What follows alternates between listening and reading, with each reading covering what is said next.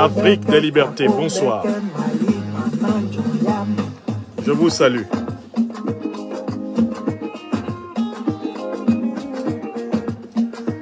Bonsoir à toutes et à tous. Le départ de l'armée allemande du sol africain du Mali ne laissera aucun vide. Je voudrais donner une brève réaction à propos d'une information.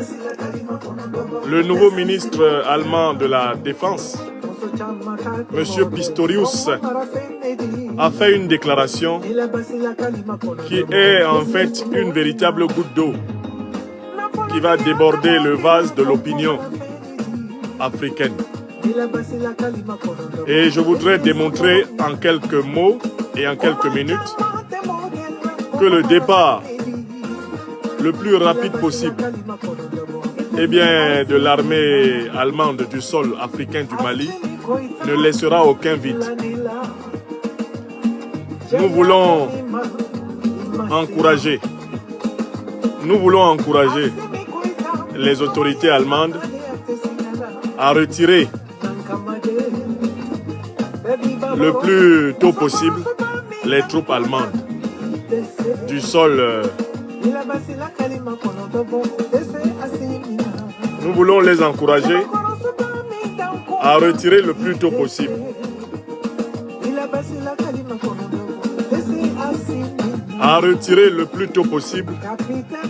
les troupes allemandes du sol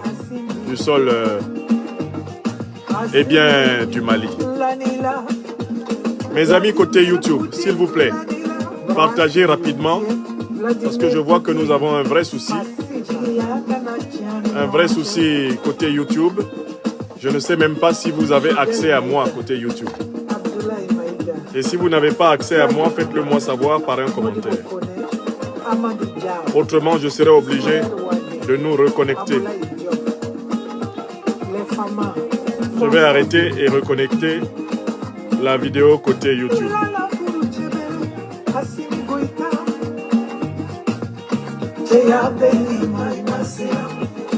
Je vais la reconnecter.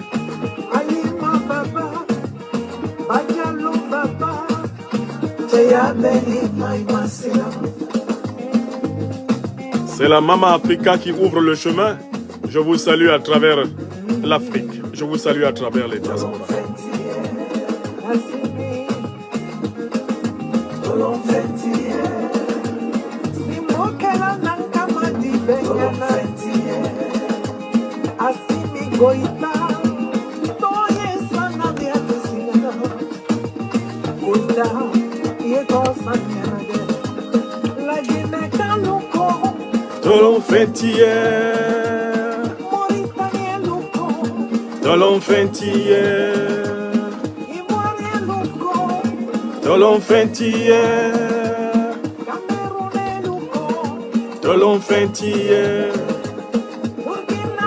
Reconnectez-vous côté YouTube, mes chers amis. Je voudrais expliquer pourquoi le départ de l'armée allemande du sol du Mali ne troublera personne. J'ai relancé notre conférence côté YouTube et merci de la partager.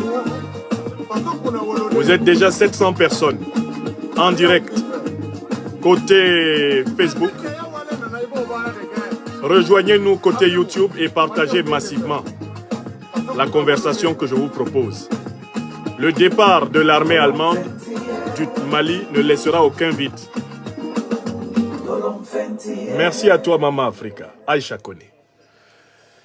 Monsieur Boris Pistorius, le nouveau ministre allemand de la Défense, s'est laissé aller dans les heures précédentes à ma prise de parole ce lundi 30 janvier 2023. Il s'est laissé aller à certaines déclarations. Le ministre allemand de la Défense. Des déclarations concernant la présence de l'armée allemande dans le cadre de la mission des Nations Unies au Mali, MINUSMA.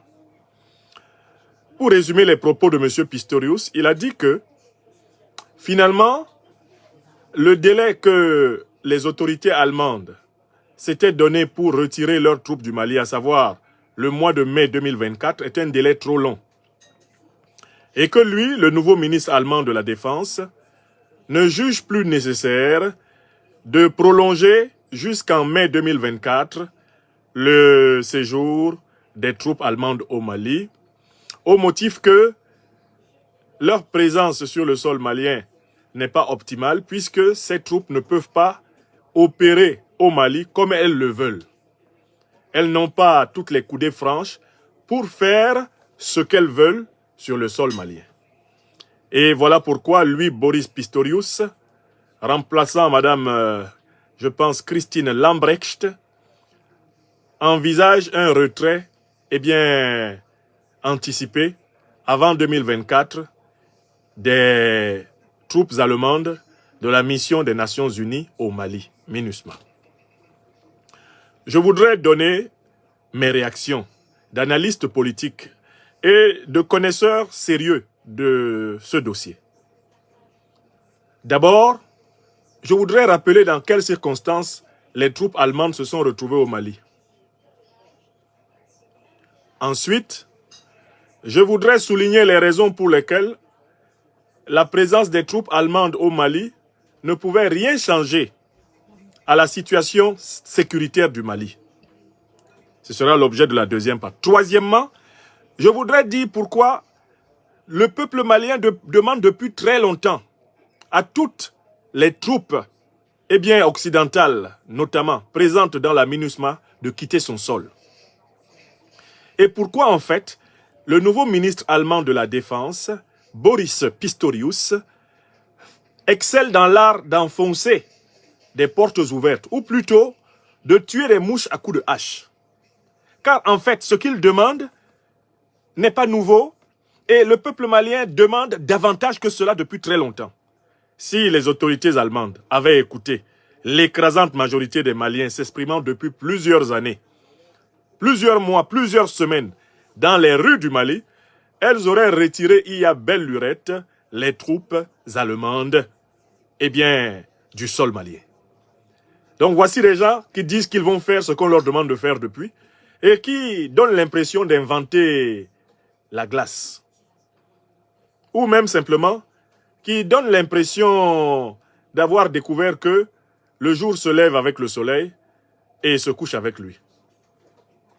Voilà le plan de la brève intervention que je voudrais vous proposer.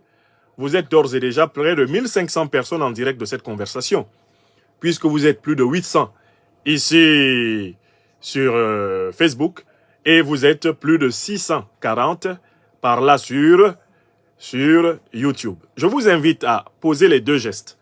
Appuyez sur le pouce levé sous la vidéo et partagez la vidéo afin que cette remise au point, cette mise à jour de la question germano-malienne soit claire.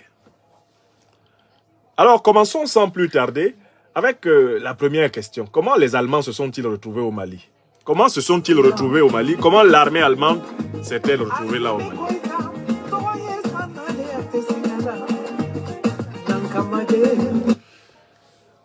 Comment l'armée allemande s'est-elle retrouvée au sein de la mission des Nations Unies au Mali? Les choses sont très simples à comprendre. L'État malien, le gouvernement malien, n'a jamais adressé une lettre à la République fédérale d'Allemagne pour lui demander d'envoyer des militaires au Mali. Écrivez d'abord ça. Les autorités maliennes n'ont jamais demandé à la République fédérale d'Allemagne d'envoyer sur leur sol des soldats. Ce qui s'est passé, c'est qu'en 2013, et avant 2013, l'État malien avait sollicité de la CEDEAO la mise en place d'une force, d'une mission d'intervention au niveau du Sahel. Cette force-là, qui devait être essentiellement composée d'armées africaines, n'a jamais été mise en place par la CEDEAO parce qu'elle a été sabotée par la diplomatie française et notamment un certain monsieur Alain Juppé, ministre des Affaires étrangères de la France. Il était ministre des Affaires étrangères de Nicolas Sarkozy. Quand le Mali et les autres pays d'Afrique de l'Ouest, dans le cadre de la CEDEAO, ont voulu mettre en place ce que le président Laurent Gbagbo demande actuellement, une force militaire essentiellement composée d'armées africaines pour combattre les terroristes qu'on appelait à l'époque les djihadistes, c'est la France qui a saboté l'initiative. Ceux d'entre vous qui n'ont pas connaissance de ce beau petit ouvrage, je le leur recommande à nouveau et je l'avais déjà téléchargé, il n'est jamais loin. Le petit ouvrage du docteur Choguel Kokala Maïga. Choguel Kokala Maïga, eh bien, actuel Premier ministre du Mali, a écrit ce tout petit livre qui résume la situation. La faillite de l'État malien, les origines, les responsabilités. Il a écrit un livre plus grand sur la crise au nord du Mali. Mais en tout cas, ce petit livre-ci résume toute l'affaire. Quand le Sahel a été déstabilisé, après la destruction de la Libye et l'assassinat de Kadhafi, par l'OTAN, c'est-à-dire par la France de Sarkozy, les États-Unis de Barack Obama et la Grande-Bretagne de David Cameron, le premier réflexe des États africains du Sahel, d'expression française, a été de se réunir et d'essayer de monter une force. Dans le cadre de la CEDEAO, cette force devait être essentiellement composée d'armées africaines. Monsieur Juppé, alors ministre des Affaires étrangères de Nicolas Sarkozy, a saboté cette force, empêché la mise en place de cette force et estimé que cette force était disproportionnée par rapport justement aux terroristes de l'Azawad qui, sous couvert de revendiquer l'indépendance, faisaient l'agenda du maître colon, déterminé à empêcher le gouvernement de Bamako de gérer toutes les faramineuses richesses du sol, du sous-sol et du Mali. Donc, après avoir saboté la mise en place de la MISMA, la mise en place d'une force proprement africaine, la puissance française a poussé pour la mise en place d'une force onusienne.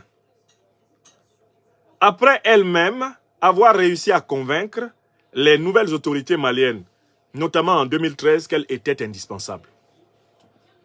En 2013, le président intérimaire du Mali, le professeur Dioncounda Traoré, écrit une lettre datée du 9 janvier 2013. Une lettre officielle au président de la République française, François Hollande. Dans cette lettre officielle, le président Dioncounda Traoré sollicite devant l'avancée de ce qu'on appelait à l'époque les djihadistes, avant de découvrir qu'ils étaient des terroristes ayant opéré avec l'OTAN en Libye et ayant été armés par l'OTAN en Libye. Dioncounda Traoré, au nom du Mali, demande au président Hollande de la France, il lui demande deux choses. Écrivez bien les deux choses que le Mali avait demandées. Un appui-feu aérien, c'est-à-dire que l'aviation militaire française accepte de bombarder les colonnes des terroristes. Et la deuxième chose que demande le Mali à la France, c'est le renseignement satellitaire, le renseignement aérien. Puisque la France possède des satellites au-dessus du Sahel, l'armée malienne souhaitait simplement être renseignée sur les positions de l'ennemi, entendu que l'armée malienne s'occuperait elle-même de mener la reconquête au sol. Alors que Dioncounda Traoré n'a demandé qu'un appui-feu aérien, et il n'a demandé que du renseignement militaire, François Hollande fait débarquer 4500 militaires français sur le sol malien. Vous avez compris? Violant la souveraineté du Mali, François Hollande, qui maintenant excelle à passer entre les gouttes dans des interviews mensongères, piétine la demande officielle du Mali et repositionne l'armée française au sol. Il ne s'arrête pas là. L'armée française apporte donc le soutien au sol, dans les airs, et contribue à stopper la progression des djihadistes terroristes alliés des impérialistes. L'armée malienne entreprend au sol la reconquête du centre et du nord de son territoire qui avait été occupé par la rébellion, occupé par les terroristes. L'armée malienne va récupérer ainsi Gao, va récupérer ainsi Tombouctou. Mais lorsque l'armée malienne veut s'élancer toujours dans la bataille au sol pour récupérer toute la partie nord du Mali, notamment la ville de Kidal, où se sont repliés les terroristes, l'armée française sous les ordres de François Hollande, s'interpose et empêche l'armée malienne de reconquérir son territoire au sol. Tous ces faits sont rapidement documentés dans ce petit livre du docteur Shogel Kokala Maïga que je mets à votre disposition. Et ils sont indiscutables. D'ailleurs, c'est de là que date la décision totale du colonel Assimi Goïta de libérer son pays de l'emprise néocolonialiste de la France. Car le colonel Goïta faisait partie, il était l'un des chefs, des commandants des forces spéciales maliennes chargées de reconquérir Kidal. Lorsqu'il tente de reconquérir Kidal, et qu'il se rend compte que c'est l'armée française qui empêche l'armée malienne, sur le sol malien, de combattre des terroristes. C'est là qu'ils comprennent qu'en réalité, ces terroristes ne sont pas des cheveux dans la soupe, ils ne sont pas tombés du ciel. Ces terroristes ont été favorisés par ceux qui font semblant de les combattre aux côtés de l'armée malienne. Rendez-vous compte que l'armée française va pousser jusqu'à désarmer l'armée malienne, sur le sol malien. Ce qui, de fait, est un épisode évident de néocolonialisme, d'impérialisme flagrant. Une fois qu'on a empêché l'armée malienne de reconquérir le nord du Mali, une fois qu'on a permis aux terroristes, aux sécessionnistes, aux partitionnistes de l'Azawad, d'Ansardine, de Jnim, de l'État islamique, de se repositionner, à ce moment-là, on va imposer au Mali d'accepter la mise en place d'une mission des Nations Unies. La mission des Nations Unies, qui va donc s'appeler la MINUSMA, c'est l'initiative de la France. Laquelle France va remplacer la MISMA, qui devait être une mission uniquement africaine, uniquement faite d'armées africaines, va la remplacer par la MINUSMA que elle contrôle à partir de sa mission permanente à l'ONU. C'est donc dans le cadre de la MINUSMA que d'autres armées occidentales, invitées par la France, sans consultation avec le Mali, débarquent au Mali. C'est dans le cadre de la MINUSMA, mise en place par l'initiative française. C'est dans ce cadre que l'armée allemande arrive au Mali. Écrivez ça. Je dis que nous maîtrisons le dossier par cœur. Moi, si vous me réveillez à 2 h du matin, à 3 h, vous me sortez du sommeil, même si vous venez en rêve. Vous pouvez même venir en rêve, me rencontrer pour me demander de vous expliquer ce dossier. Voilà, en rêve, je vous explique. Éveillé, je vous explique. Couché, en train de dormir, je vous explique. Je peux vous expliquer ça même d'une main. Je peux vous expliquer ça en faisant autre chose.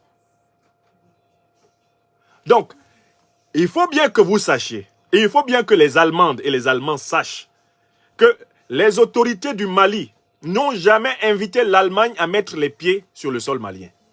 Ça, c'est d'abord l'information. C'est sous couvert de la mise en place de la mission des Nations Unies que la France a fait venir les autres armées européennes, les autres armées occidentales au Mali. Ce n'est donc pas le Mali qui a fait venir l'armée allemande au Mali, c'est la France. Ça sont les données scientifiques, il n'y a pas de débat là-dessus. Il n'y a jamais eu de demande bilatérale, directe, faite par le Mali à l'Allemagne. Toutes les troupes occidentales qui ont débarqué dans le cadre de la MINUSMA ont été sélectionnées par leur coach. La France, qui opère dans les pays d'Afrique francophone comme si ceux-ci doivent demeurer dans son précaré, dans ce qu'elle appelle sa zone d'influence. Voilà pourquoi elle continue de conserver l'initiative